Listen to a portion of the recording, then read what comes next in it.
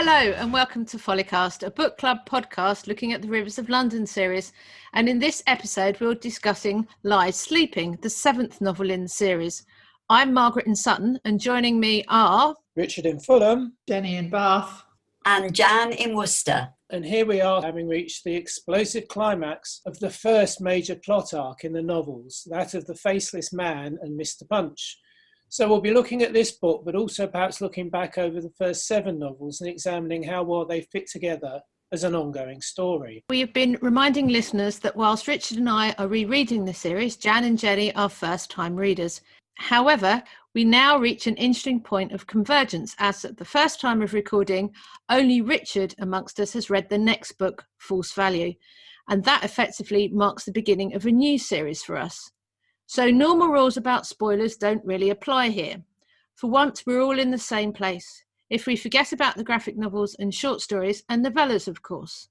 So, before we dive in, here's a quick reminder of what's covered in Lies Sleeping. The book hits the ground running after the climax of The Hanging Tree, with the various police operations folding into one, Operation Jennifer, the hunt for Martin Chorley and Leslie May, which is an operation with the full weight of the Met behind it.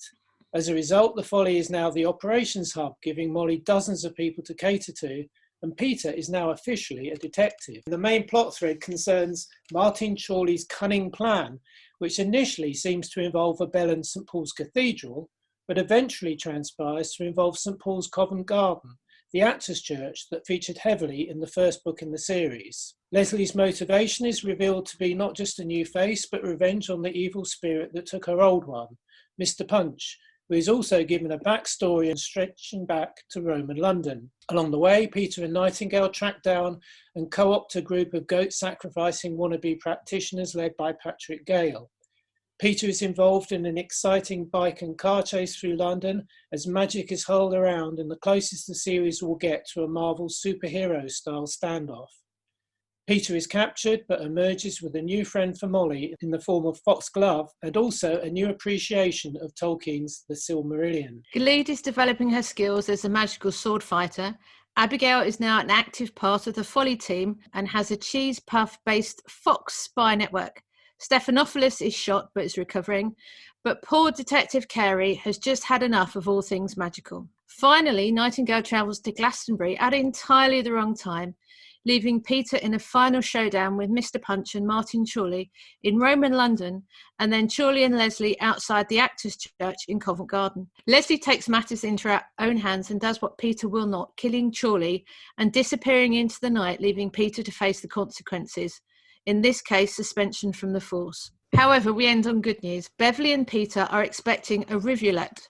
But what about the offspring of a river god and a police detective? And what would it look like? Okay, so what did we make of Lies Sleeping?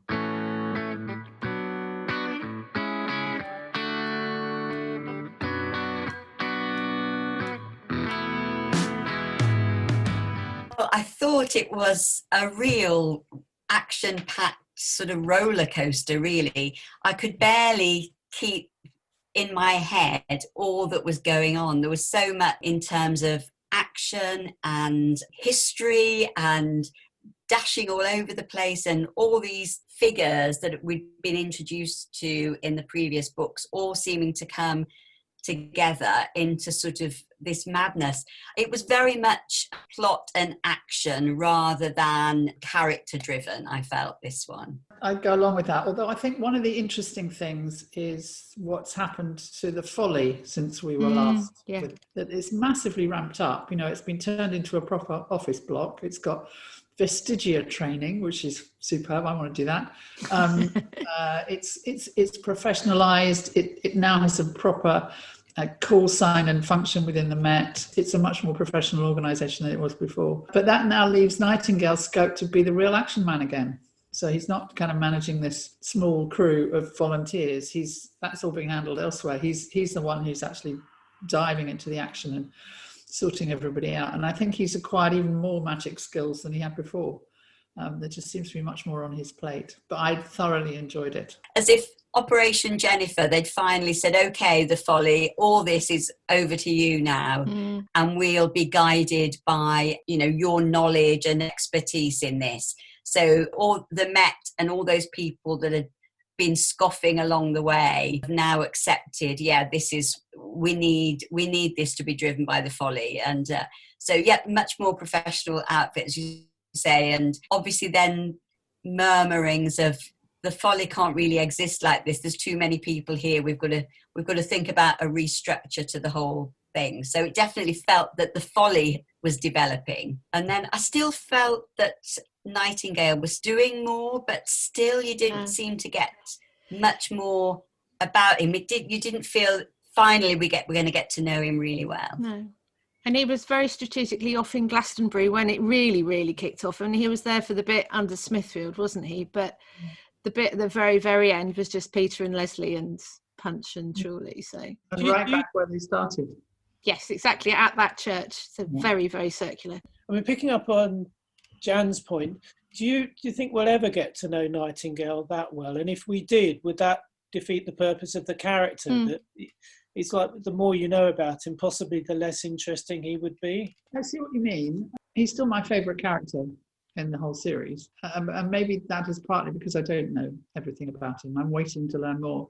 And we may never do. But this is all him, and everybody knows him. You know, everybody fears him now. He's not some kind of backroom boy. As soon as you mention Nightingale or my boss, everybody knows who we're talking about. He inspires a great deal of admiration and fear. Maybe we don't need to know more. But I hope the fact that they called it Operation Jennifer will not do it any damage. Having something like that named after you is not a good thing. Do we know why it was Operation Jennifer? Is that just the police randomly pick names? Don't know. I don't know. I really don't know. Maybe somebody won a prize to have their name included in the book in some charity thing. Congratulations. A particularly gruesome murder has been named after you. Can I pick up on a point that Jan made about plot and character? And I totally agree with that to a point, that it's a very compact novel in terms of where it's set. Although you do have that bit of hiatus of it's over a week, I think, that Peter's down in the oubliettes, but it's very much in the city of London and very much in a very tight focus. We're not going to Bromley or various any other places like that, apart from Paul Nightingale off scene going to Glastonbury. What I found quite interesting, although it's not, the characters are sort of developing slightly, but nothing like in any of the other novels, is that how much there's a sense of that they're all in it together and they all care about each other. There's an awful lot about looking out for each other and like working together, and some of the stuff that Sewell comes out with, you would never expected him to have come out in book one, about looking after people and making sure people are okay and making sure they have a rest and making Peter have that long weekend off, and this whole sort of how they all seem to function very well now. They're all like the Mets now in the Folly, which it was very disparate before, and it was almost like they were working apart, and it seems that they're a very much a much wider, tighter team that now counts as the Folly. But I think it also helps to have one massive foe. You know, in some of the early books, it was very kind of hit and miss. Trying to find the connections between the things that were happening. But this time, there's a massive foe. Everybody's after him, and there's one of their own who's assisting him. So I think it just allows that much greater focus. Even more so than the Hanging Tree, this is really a chapter in a series, an episode, isn't it? You could imagine just about someone reading Moon Over Soho or Whispers Underground as a standalone book and thinking, I like this, I'll go back and I'll read the others. Whereas the first 3 pages of this, which are a list of police operations that have been folded into one, could have been subtitled "New Readers Bugger Off Now." You won't have a chance. If you pick that book up, and that's the first 3 pages, you read, you say, Operation what? Who? Martin? Who? Obviously, we discussed the fact we're reading these, 6 weeks apart, effectively. I mean, when I read it the first time, it was, 18 months apart. And I really would have liked to have had a couple of pages like a TV style previously on Rivers of London. That would have been nice. To be honest, even 6 weeks on, it would have been handy. There's a couple of other book series I've been reading recently where they actually put a dramatis personae at the start of the book. I don't know whether that would work in this case, but it didn't seem as very welcoming of new readers. But I guess that's not the way fiction's functioning at the moment in the box set era. Maybe by this point, he'd gone from getting a book deal to being a very, very successful author 7 books in. And the assumption is that you'd read them in the order that they were and that you would read them quite successfully, as you say, like a box set. They do something like they have in here, of giving you almost a kind of map of the phase. So here are the categories of fae and what they mean, and here's who's in all of those categories. And suddenly I thought, oh, I get this now. Yeah. Before now it's been a bit more sporadic. Yeah, it definitely is a trend in modern fiction to not spell things out, to spell them out eventually, but not to leap in and give loads of explanations early on. They kind of leave you to fill in the pieces and then confirm, or adjust what you think at that stage. Yeah, I think Jan's right. It's a payoff to people who've read the previous 6 books to enjoy all these, and that is a classic season finale, everything but the kitchen sink style thing. And as the only person who has read False Value, I don't think it's a huge spoiler to say that you could pick up False Value and read it as a new reader. That feels like the first episode of season 2 where they want new viewers.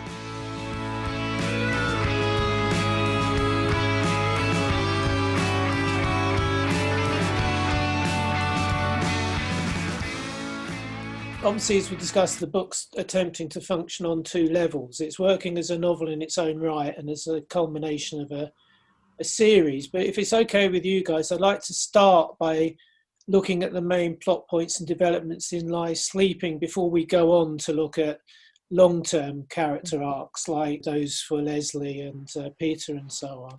So I thought, firstly, let's talk a bit about Operation Jennifer itself, Magical Bells, and Martin Chorley's cunning plan. Actually, it was probably easier to get this one than I have a couple of previous master plans because everything was very familiar. We'd heard about demon traps before. We were looking at very recognisable places. We were looking at Excalibur. We were looking at things that were, and there's lots of mention of King Arthur, things that were much more kind of high profile than we've seen before. So in that sense, it felt more comfortable. I don't think I'd understood anything about the importance of Mr. Punch until it clicked with Peter. He hadn't thought about it either. But then it suddenly became, okay, well, that's what this is all about. This is payback for Leslie. But why is he doing this? But his motivation for doing that for Leslie was a bit cloudier. And I couldn't quite work out what would happen once Mr. Punch was gone. Yes, people assumed, didn't they? There was an assumption that it would destabilise the magical ecosystem and cause chaos, which is an interesting spin for never killing a baddie in a show. Yeah. There is a famous line in Doctor Who where the Tom Baker Doctor is sent back to kill the Daleks before they've ever been created. And at the moment when he has the chance to do it, gives this speech about how, but if he kills them, then, people will never unite to fight them, that actually, the consequences would be worse, removing them. There's an echo of this here, I think. But it's never proven. They might have been right. Martin Chorley might have got rid of Mr. Punch and everything was fine and we had a utopia. But I sense that the clever person in that partnership was Leslie rather than Chorley. So, so he probably didn't think about it at all. There's often, with 2 or 3 books, there's been this point where I think, why didn't I realise that? All the talk of St. Paul's. Yeah. And the misdirection that was, you assumed it was St. Paul's Cathedral because it's going to be a massive city-wide plan and all the digs and the archaeological stuff is near St. Paul's. But even halfway through, Peter goes for a drink with Oxley and Isis at the Punch and Judy and mentions St. Paul's opposite.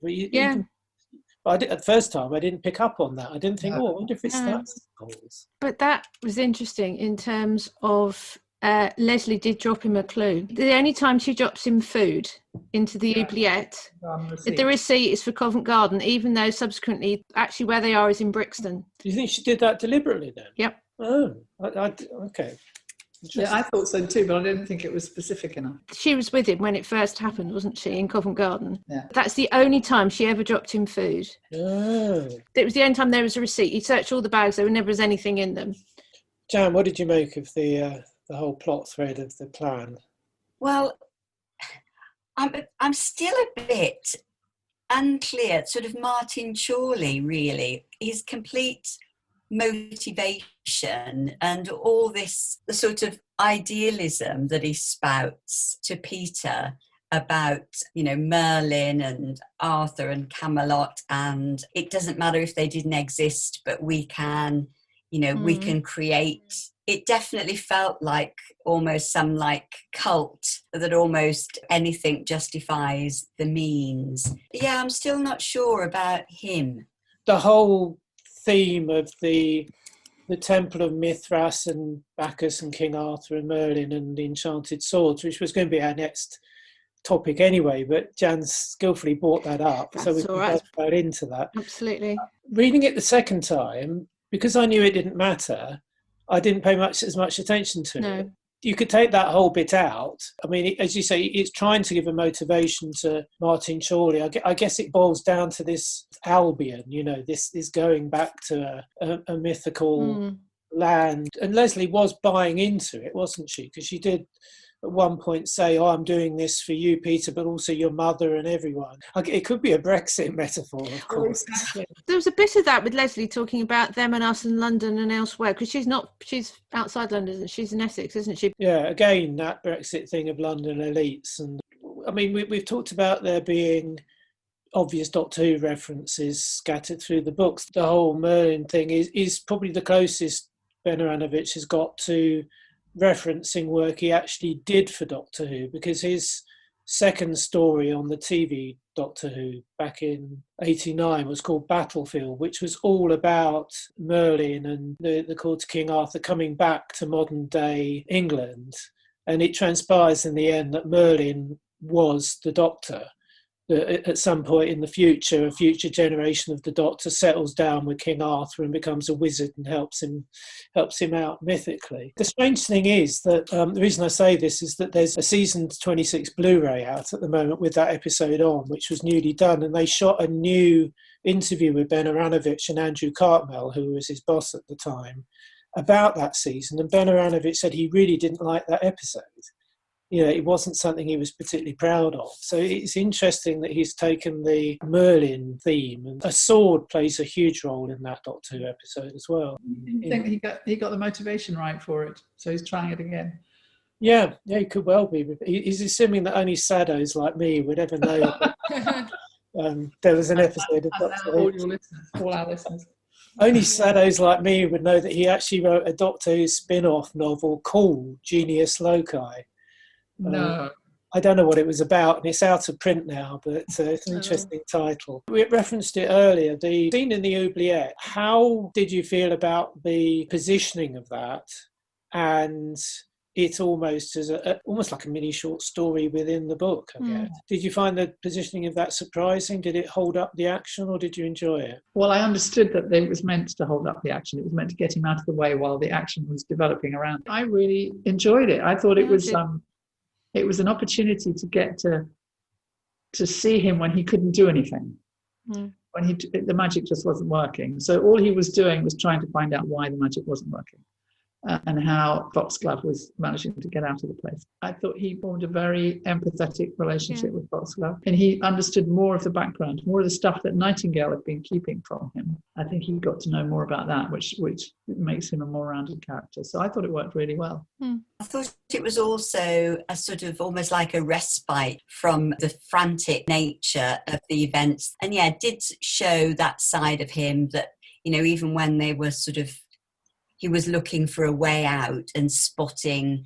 how, when Foxglove became weaker, he was able to utilise the magic, but how he was not going to leave her, that he wanted to take care of her. And it seemed to have more of a sort of universal message about, the abuse of marginalised people, if you like.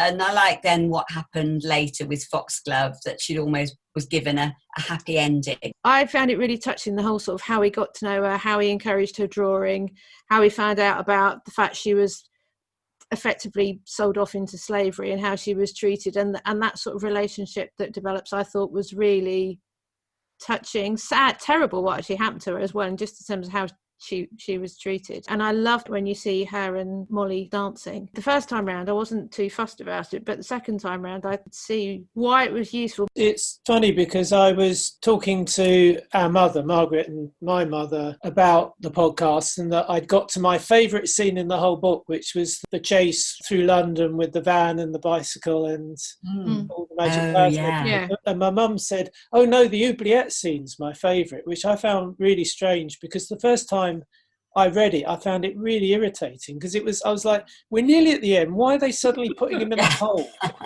Yeah, why are they doing this? We're running out.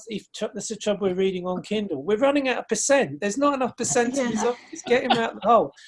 Whereas this time, because I knew of the structure of it, I actually agreed with that. So she's listened to the podcast. So you were right, Mum. It is probably the best bit because it does reveal an awful lot about Peter, and the key bit is when he could have lied to her and said, yes, I know where your sisters are. No, I'll take you to them if you let me out. But he took the risk and told the truth. And it was the truth that actually shattered her and made her defences come down and removed the bubble that was keeping them there, and then ends up with her being back with Molly. From the Isle of Dogs to the IOU, in a drinker sits a thinker with a scabby new tattoo. London is inspired, but I'm tired. Let's go to bed. Right, it's possibly the most river-heavy book since the first one. Obviously, we got Walbrook, who's revealed to be Mr. Punch's daughter, and there's lots and lots of contributions from a whole range of river gods. Are we a lot clearer about what the river gods are doing and their function and the whole role of Jennie, Locorum? There's still obviously a great mystery around the fact that we have the rivers, the goddesses, and their people, and they come from different times. So I think there's still a huge mystery around it. But I love the bit that they're taking university courses and they have jobs. So it sort of roots them in the present, but obviously they go way, way back. I mean, I think I feel very warmly towards the rivers, which seems an odd thing to say, but they can be relied upon, can't they, to pop up and rescue things that are going on. And I love the fact that they've got such divergent personalities, and there's real power struggles, and that some have great power and others appear to be quite insignificant. So there's a real pecking order. To have so many of them come together in this one, it really felt very significant, and it took me back to the whole notion in book one, the Rivers of London idea. If you pin me to a wall and my life depended on it, I would not be able to explain how it all works in terms of river goddesses and Jennie Locorum and the spirit of a river being different from the actual god at that point. When it comes to the rivers, I tend to suspend disbelief because I think it's the only way to do it. There are distinct characters, but there are too many of them. So when you know that there's a new one being introduced, you know that it has to be a kind of extreme characteristic that's going to allow you to remember it. I don't know what the solution is, whether you just have fewer of them and we get more coverage of them, because we can go through whole books where there's very little mention of rivers at all. Or we certainly do. That's true. I mean, I do like complexity. I love that idea of worlds being built and everything, but the downside is sometimes needing a chalkboard to keep track of exactly who's feeding into who. Well, I do keep a record when they came in and when they get repeated. It's not completely comprehensive, but it helps, especially now when I know that things are happening outside these books that get referenced in these books. I need to know, for example, has Patrick Gale been in before? Yes. He was in Detective Stories, the graphic novel. Okay. Yeah, I figured he had been. The Covent Garden Bookshop is in a short story. So there's a reference to mould, that's in the graphic novels, and also a reference to Nightingale having terminated a fox hunt with extreme force. Oh. That's in a graphic novel which just got Abigail and Gilead in it, investigating fox hunting. Is that where the foxes came in? Abigail's Yes. foxes took. Yes. I hadn't come across them before. Well, the furthest station will Shouldn't be have got them in. very Yeah. revealing of that whole thing. And the cheese puffs. I love the way the foxes speak. In a wily way, they're trying to get hold of the cheese puffs and get as many cheese puffs. Yes. I quite like the idea of the cheese puffs. Where can I get some? Oh, Molly makes them. Yes. So the climax involves Peter, Punch and Martin Chorley alongside Amel Beverley for some reason being transported back to Rome and London. Margaret, did this one annoy you as much as Peter's other mystical journeys? Yes, to a point. But I could see what he was trying to do in terms of linking Punch and Chorley together and getting them to meet. But I just don't like that sort of time travel back in time. The only good thing about it, apart from he did travel back in time, was it wasn't too long, and we knew that he'd basically land on something and surely they'd hit the ground in some way at some point. But obviously that was part of presumably his deal with Punch. That's just me. I've just got a thing about it. So but yeah, I mean, it was only like 10 pages, something like that, and then we got back to business of where I wanted to be. But I think that maybe this time it's handled a bit better because you knew that they were still on the journey. It had a purpose. It definitely had a purpose and kind of makes sense more so than other ones had done. I think it's also, while it's all happening, you're trying to grapple with how much you need to take note of every single thing that's going on and how significant it is to the overall plot. And so I found it slightly distracting in that way and wanting to get on to the main event. But yeah, I agree. It was much more purposeful, in this book. There's an interesting quote where Peter says, none of this was real, but I've learned that just because something isn't real doesn't mean it's not important. This idea that you can go into a mystical, magical land where it still has consequences in the real world. Neil Stevenson, a couple of his sci-fi novels, that features quite prominently the idea of the character spending a lot of time in this fantasy world which still has real world consequences. But if you took it out, I wouldn't miss it. No.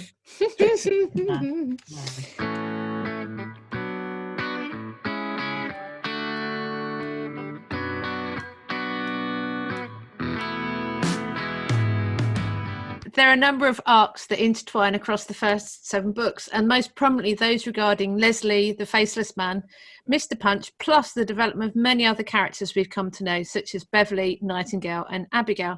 But first of all, let's start with Peter. It's clearly the climax of the first run of the 7 novels. How do you think Peter's developed from the character that we first encountered at that Covent Garden church all the way back in book 1? He's definitely, obviously matured in every way. And I think the sort of brashness that he showed in some respect is still there. I think he's more aware of himself, and I think the experience of working alongside Nightingale has made him mature, has also made him appreciate that some of his characteristics, some of his traits, he acknowledges them more, I think, about the fact that, he can be a bit reckless. But he also, I think, has the confidence to think that some of the things that Nightingale almost reprimands him for, he knows that those are also strengths. So the fact that he'll go away and prepared to break the rules a bit, he knows that that's actually helped him progress cases. And he's found out a lot more by doing that. And he recognises that, I think, in Abigail now, who's coming along as the apprentice, that she has some of those traits as well. The way his relationship has developed with Bev, I think, has been a real delight to see how that has been a huge support to him through all the sort of ups and downs.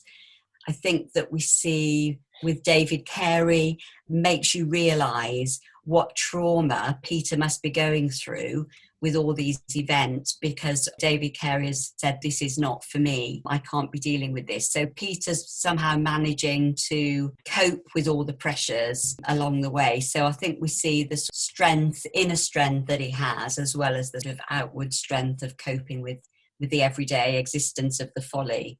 Yeah, I think I agree with all of that. What's interesting is that he's I think he's as reckless as ever, but he's now got a model in Nightingale who's even more reckless, particularly when it comes to driving cars. Yes. But I think he's now got the support of a kind of organised Met. Then he's not under the cosh with any of them anymore. They regard him very highly. I think that the big change, though, was Leslie.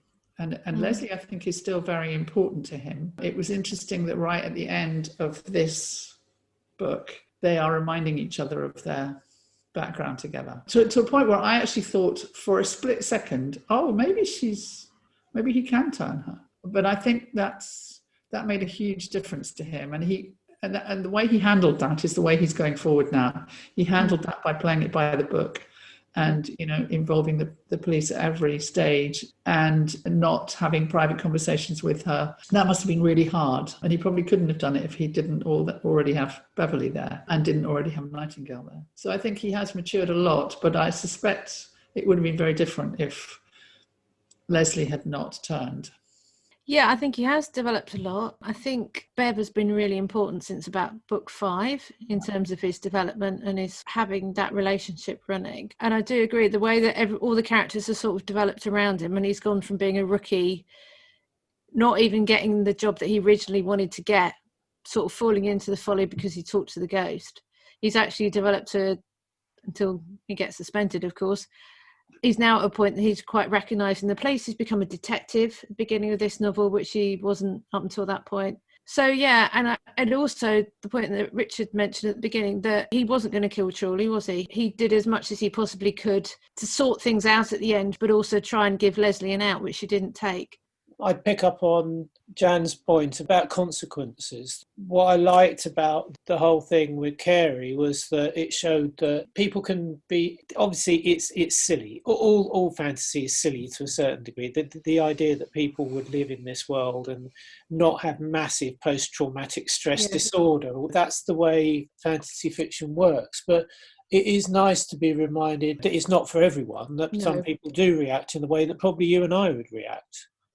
To being in that situation, but also when Peter goes back to his parents' house and Beverly comes around, because he clearly is in shock after that chase. He's not superhuman, he copes with these things, but it does take a toll on him. Yeah, he is our gateway into the books, and if he was not written in such an engaging and sympathetic way. To come back to a theme we talked about in the first podcast, if the books were written in the third person, I'm not sure they'd be anywhere near as engaging as they are. He's come a long way from that point when she abandons him and tases him. Talking to Leslie, this is for Jan. You were the biggest Leslie fan. Are you happy that Leslie... I was. Are you sort of happy that she kind of came good? Well, sort of. Well, yes, but I'm now already wondering where she goes next. Is it going to be a good outcome with Leslie? Obviously now having killed Chorley. Yeah, I'm definitely wondering what's going to happen to Leslie next, and whether we're going to be pleased to see her next, or whether Peter will be pleased to see her next, or whether she's going to be very concerning what she does now with Chorley out of the way. It is concerning that she did buy into Chorley's utopian British Albion plan. Yeah. Even when they're sharing a flat together, the Sky Garden, before she's turned, she snaps about, it's one rule for those people, and if they can get away with it, why can't we? She's clearly frustrated and got a more radical view of things Peter has. You can imagine her going either direction. You can imagine her turning up as some sort of a anti-hero character who has to team up with Peter and help him out and then disappear into the night again. Equally, you could imagine her turning up as the big bad herself. Yeah. Well, presumably she's learnt enough magic from Chorley and along the way that her face will be okay. She must have got to a point where she thought she's got enough power and enough magical experience that she can do whatever she likes now, which she didn't. Wanted revenge and she hasn't got it yet. A lot of me thinks she's going to come back as the real baddie. Oh, interesting.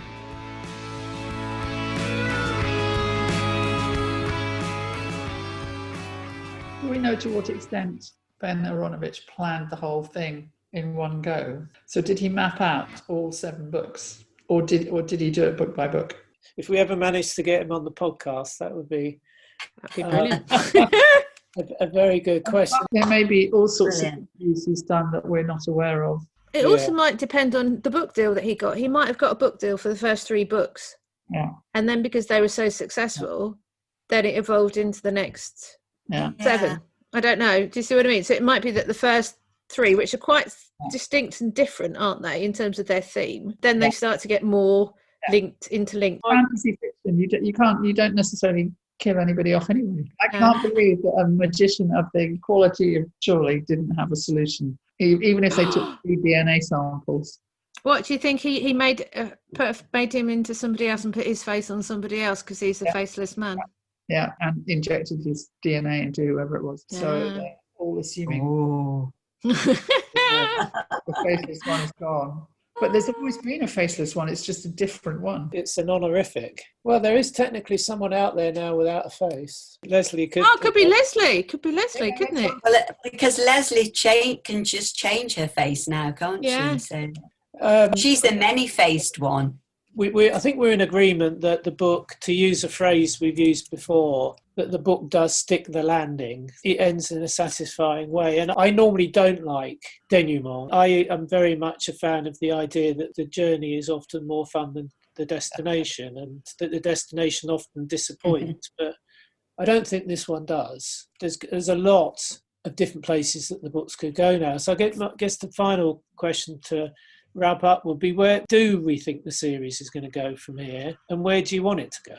Obviously, and I know this may be coming anyway, I liked the fact that he's had time to sort of reflect on things. He and Bev are going to have a baby. Abigail's character is developing and she's getting a bigger role. And there just were some nice touches about them training Patrick Gale and his mates unofficially outside the Folly. And the Folly's also getting bigger, so that might be a problem in itself. But it's difficult to know, isn't it? Unless Leslie's going to feature, or it might go in a completely different way and there's a new, villain. I don't know. It's interesting. I mean, this is the first time I've got to a point where I don't know what's coming next, really, to look for. What Ben Aaronovitch wants to write next. And it may be he's had it with this. Yeah, He's could been doing be. it for a long time.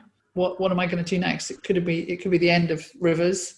Well, he signed a 5-book deal. Rivers books, really? Yeah.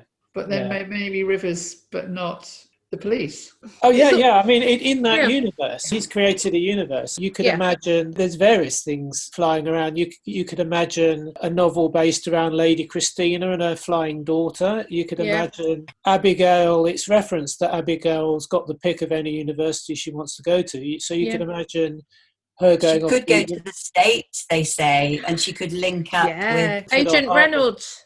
Yeah. They could recreate Buffy the Vampire Slayer there, because that was set on. Definitely. Then you've got the feeling that Patrick Gale and his company being trained up may be a mistake. We still haven't really had any consequences of the fact that all these incredibly dangerous experiments from World War II are locked up in the basement of the Folly. Yeah. I think actually a Rivers, dark arts Rivers, good Rivers and bad Rivers. Yeah. And then Vivara is mentioned 10 times in this book without ever actually appearing in a scene, which makes you wonder whether the actress who plays her wasn't available for this book. It's a bit like Captain Mannering's wife. She's still referenced but not actually seen. I was interested that we took a detour, a couple of pages explaining the back history of the Follies' relationship with Chinatown. I'm sure that's something. Yeah. Yes, that was interesting. That's an agreement. Yes, and Michael Chung and Gilead and Gilead, that could go. And the swordsmanship skills.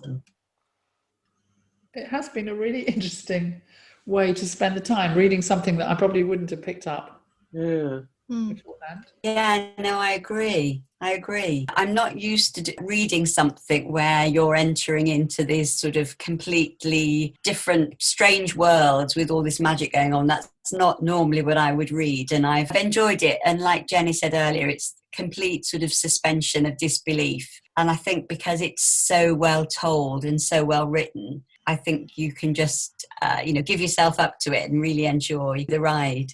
But I haven't read a series of books this close together. I mean, we read 2,800 pages worth of Wow. Wow.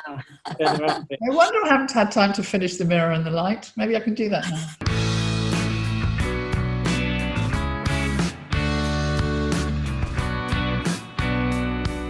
So that's what we thought of Lie Sleeping.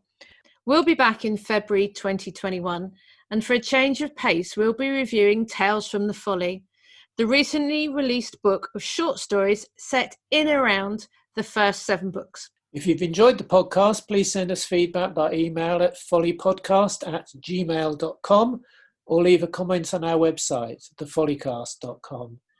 And the Follycast theme you've been hearing is London is Inspired by Cutwater. Links to their site are in the show notes. So, thanks for listening.